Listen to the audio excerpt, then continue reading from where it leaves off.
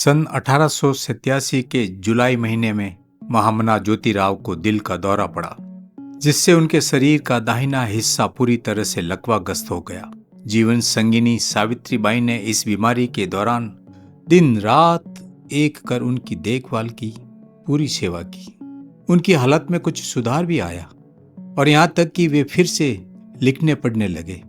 यह वह समय था जब फुले दंपति भारी आर्थिक संकट का सामना कर रहे थे। ज्योतिराव फुले द्वारा बनाई गई Poona construction and contracting company का बिजनेस भी काफी कम हो गया था। आवक के काफी स्रोत घटते जा रहे थे और खर्चों की भी कोई सीमा नहीं थी, क्योंकि सामाजिक सुधार के कार्य अभी भी जारी थे। दोनों को यह समझ में नहीं आ रहा था कि ज्योतिराव के इलाज के अलावा वहां चल रहे हॉस्टल, शिशु हत्या निवारण गृह आदि पर होने वाला खर्च कैसे उठाएंगे। एक समय ऐसा भी आया कि उनके पास ज्योतिराव के इलाज के लिए पैसे भी नहीं बचे। ऐसे मुश्किल दौर में डॉक्टर विश्राम रामजी घोले ने बिना किसी फीस से उनका इलाज किया। महात्मा ज्योतिराव के शुभचिंतक और महान चिंतक ऐसे मुश्किल दौर में साथ आए। उन्होंने बड़ौदा के महाराज सयाजी राव गायकवाड़ को एक चिट्ठी लिखकर ज्योतिराव और सावित्रीबाई को आर्थिक मदद उपलब्ध करवाने का अनुरोध किया। ज्योतिराव और सावित्रीबाई की मदद करने की सिफारिश करते हुए उन्होंने इस दंपति द्वारा किए जा रहे ऐतिहासिक और सामाजिक कामों का हवाला दिया। उन्होंने लिखा कि मुश्किल हालातों से लड़ते हुए ज्योतिराव ने अपनी पत्नी को शिक्षित किया और जरिए ब्राह्मण लड़कियों को शिक्षा प्रदान की, और वह भी उस दक्यानुषी लोगों के गढ़ में और उनकी इच्छा के खिलाफ। महार मांग जैसे वर्गों के लिए स्कूल शुरू करना और चलाना शेर को छेड़ने जैसा था। ज्योतिराव से भी अधिक प्रशंसा की पात्र उनकी पत्नी है। उनकी चाहे जितनी तारीफ की जाए कम होगी। उन्होंने अपने पति के साथ हर संभव सहयोग किया और दोनों ने मिलकर उन सभी मुसीबतों का सामना किया जो उनकी राह में आई। फुले दंपति ने आजीवन आम लोगों की सेवा की। इस सारा हवाला उन्होंने महाराज गायकवाड़ को लिखी चिट्ठी में लिखा। इसके बाद परमानंद मामा ने 9 अगस्त 1890 को एक दूसरा पत्र लिखा, जिसमें जल्दी से जल्दी आर्थिक सहायता उपलब्ध कराने का महाराजा गायकवाड़ को अनुरोध किया गया था। बड़ौदा के महाराज के मन में ज्योतिराव के प्रति सम्मान का भाव था, लेकिन ऊंची जातियों ने और उनके ठेकेदारों ने वे पत्र वहां तक पहुंचने ही नहीं दिए। बहरहाल 28 नवंबर 1890 को बीमारी के कारण ज्योतिबा की मृत्यु हो गई। दिसंबर 1890 में मामा ने महाराज को तीसरा पत्र लिखा। महापुरुष ने अपने सुख दुख को कभी महत्व नहीं दिया। वे केवल अपनी पत्नी और उनके दत्तक पुत्र यशवंत के बारे में चिंतित थे। कम से कम अब तो ज्योतिराव के परिवार के सदस्यों को आर्थिक मदद उपलब्ध करवानी जानी चाहिए। मामा परमानंद हार मानने वालों में से नहीं थे और वे 1.5 साल तक इस बारे में कोशिश करते रहे। उन्होंने यशवंत के नाम से एक और आवेदन लिखा और महाराज को भेजा। इसी बीच मामा परमानंद और ज्योतिबा के एक अन्य मित्र रामचंद्र राव द्वारा जो भी थोड़ी बहुत मदद की जा रही थी, उसी के सहारे सावित्रीबाई और पुत्र यशवंत दिन गुजारते रहे। आखिर 10 फरवरी 1892 को महाराज सयाजीराव ने सावित्रीबाई के लिए 1000 रुपए का चेक भेजा। इस धन को तुकाराम तात्या पड़वाल की एस नारायण कंपनी में निवेश किया और इस पर 50 रुपए का ब्याज सावित्रीबाई को हर 3 महीने में मिलने लगा। महामना ज्योतिबा ने जब अंतिम सांस ली, तब सावित्रीबाई उनके साथ थी। अपनी वसीयत में ज्योतिबा ने ये इच्छा जाहिर की थी कि मृत्यु के बाद उनके शव को चिता पर जलाने के बजाय उस पर नमक डालकर उसे गाड़ दिया जाए, और इसके लिए उन्होंने अपने घर के पिछवाड़े में अपने शव के लिए एक गड्ढा भी खुदवा दिया था। लेकिन म्युनिसिपैलिटी के अफसरों ने आवासीय भूमि पर शव को दफन करने की इजाजत नहीं दी। चूंकि और कोई विकल्प नहीं था, इसलिए उनके शव को अग्नि को समर्पित करने का फैसला लिया गया।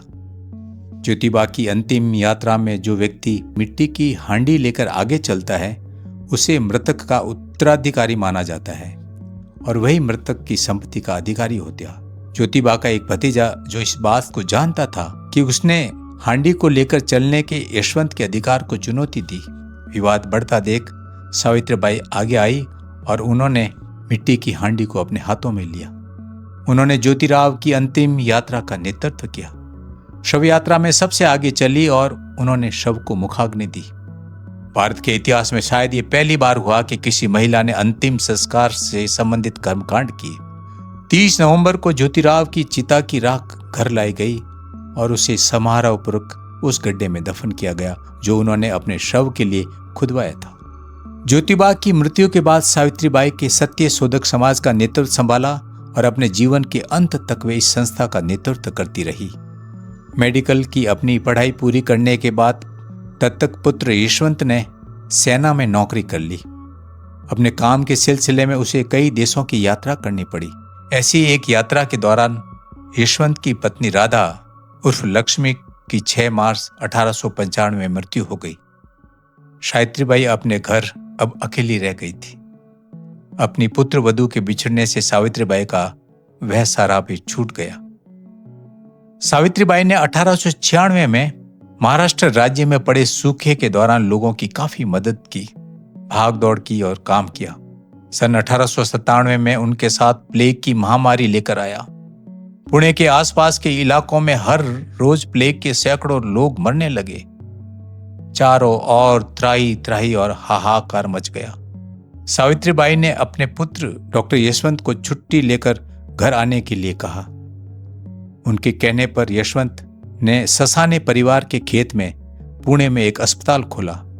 सावित्रीबाई खुद बीमार लोगों को अस्पताल लेकर आती और उनका इलाज करती, घाव धोती और उनकी सेवा करती। वे अच्छी तरह जानती थी कि प्लेग एक संक्रामक बीमारी है। इसके बावजूद उन्होंने बीमारों की मदद की और देखभाल करना जारी रखा। एक दिन सावित्रीबाई को जब ये पता चला कि मुंदवा गांव के बाहर महार बस्ती में पांडुरंग गायकवाड़ का बेटा प्लेग से ग्रस्त हो गया है, वे बिना देर किए वहां पहुंची और बीमार बच्चे को अपनी पीठ पर लाद कर अस्पताल लाई। नतीजा क्या हुआ? जो होना था। प्लेग ने सावित्रीबाई फुले को भी जकड़ लिया। कुछ दिन रोग की पीड़ा के झेलने के बाद 10 मार्च 1897 को सावित्रीबाई इस दुनिया से बिछुड़ गई। सन 1848 से लेकर 1897 तक यानी लगभग 50 साल तक सावित्रीबाई निरंतर बिना रुके बिना थके लोगों के लिए काम करती रही। उन्होंने सेवा और करुणा का बेमिसाल उदाहरण पेश किया। माता सावित्रीबाई के संसार छोड़ने के बाद पुत्र यशवंत बहुत दुखी रहने लगे, परेशान हो अकेले पड़ गए। सन 1903 में उन्होंने चंद्रभागाबाई से विवाह किया, जिससे उनकी एक पुत्री जन्मी, जिसे सोनी उर्फ लक्ष्मी का नाम दिया गया। डॉक्टर यशवंत ने हांगकांग, अफ्रीका और चीन में सेना को अपनी मेडिकल की सेवाएं दी। 13 अक्टूबर 1906 को यशवंत भी इस दुनिया को छोड़ गए। अब पीछे उनकी पत्नी चंद्रभागा और बेटी सोनी को ऐसा लगा मानो वे अनाथ और अकेले रह गए। मुश्किल आर्थिक हालात में उन्होंने पहले ज्योतिराव की सभी किताबें एक कबाड़ी को बेच दी। आखिर क्या करते? फिर उन्होंने घर के बर्तन बेचकर अपना पेट पाला। वह रामेश्वर गई और वहां एक मंदिर में एक बेसहारा के रूप में गुमनाम जिंदगी गुजारने लगी। किसी को क्या पता था इस दुखद घटना का। आखिर ज्योतिबा और सावित्रीबाई की बहू चंद्रभागा बेघर हो गई। वे रामेश्वर की ओर चल पड़ी। उनकी भी वहां मौत हो गई। समय का तकाजा देखिए कि उनका भी अंतिम संस्कार वहां की नगरपालिका ने किया, क्योंकि कोई वहां वारिस नहीं था। उनकी बेटी ने बाद में बाबूराव गंगाराम होले से विवाह किया। उनकी 2 संतानें हुई, एक पुत्र और एक पुत्री। उनके पुत्र दत्तात्रेय बाबूराव होले पुणे के दत्तावाड़ी में रहते हैं। फूले दंपति की पोती लक्ष्मीबाई भी 1938 में इस दुनिया से चल बसी और उसके पहले 1930 के आसपास चंद्रभागाबाई की भी मौत हो गई थी। समाज में शिक्षा की ज्योति जलाने वाले, सामाजिक रूढ़ियों और धार्मिक अंधविश्वास के खिलाफ जन जागृति लाने वाले परिवार को जिस तरह से मुसीबतों का सामना करना पड़ा और एक बेसहारा का जीवन जीना पड़ा, हम सब के लिए हृदय विदारक था।